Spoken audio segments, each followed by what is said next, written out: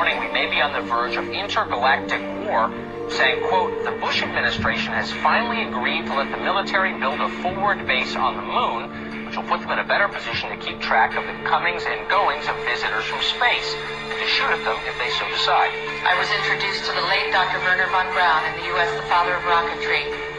In my first meeting with him, during that first 3.5 hours, he said to me, Carol, you will stop the weaponization of space because there is a lie being told to everyone that the weaponization of space is now first being based upon the evil empire, the Russians. There are many enemies, he said, against whom we're going to build this space-based weapon system. The first of whom was the Russians, which was existing at that time. Then there would be terrorists. Then there would be third world countries. Now we call them rogue nations or nations of concern. Then there would be asteroids. And then he would repeat to me over and over. And the last card, the last card, the last card would be the extraterrestrial threat. As a military strategist, as a person who worked on the MX missile, which I did later, he said you will find that there is going to be a spin to find some enemy against whom we have to build space-based weapons. And now we should expect the spin. He said that's the formula, except that it's all based on a lie.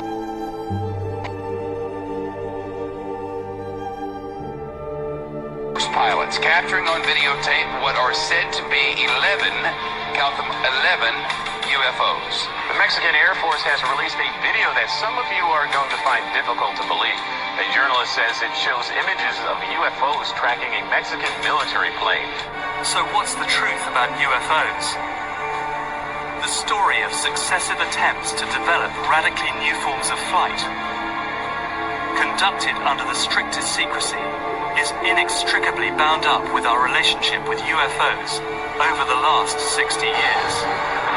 Whether it's Allied pilots buzzed by strange balls of fire in 1942, or the Roswell incident 5 years later, there is a strong case to be made that secret military technology offers a convincing explanation for many UFO stories.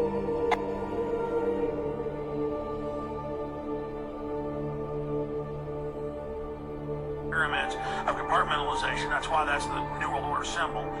And we don't know what they've got because they are so secret. We know they lie so much. We just know it's advanced.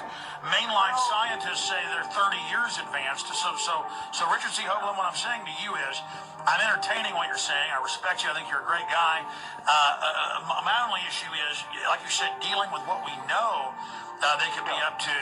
The fact, Alex, we have done experiments. We have our own data. We have experiments now from the Soviet Union.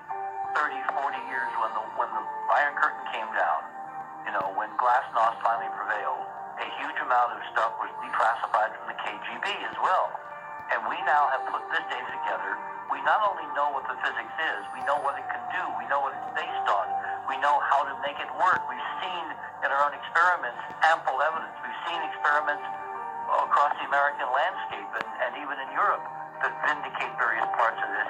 And the latest thing I'm working on, it looks like von Braun himself was deeply involved in some of this early physics experimentation, but they're keeping all the good stuff for themselves. The reason is that if we got access to the good stuff, if we got access to the technologies, the energy, we wouldn't be worried about $4, $5 a gallon gas or $10 a gallon gas. We would live like people are supposed to live, all 6 billion of us. The virility of your 20s and 30s. There's extraordinary medical breakthroughs. There's extraordinary physics breakthroughs, technology breakthroughs, energy. It's all been kept away. Think about it. We're already on a planet hurtling through space. All these wonders around you, and you've been taught it's bizarre to question, and that's because there's so many kooks in the alternative movement who do talk about ridiculous, Hollywood-style green men instead of really looking at the shadow government and all these crazy secret societies that are admittedly running NASA and the shadow government. Ladies and gentlemen, during this talk that I'm going to give you, I'm going to explain to you the history of this phenomenon, who the secret government really is, and I will name them by name, beginning group, the study group. I will tell you who they are today. I'm going to tell you what this is all about. I'm going to tell you who's selling drugs to your children, and I'm going to tell you why the United States government is afraid for you to find out what the truth is regarding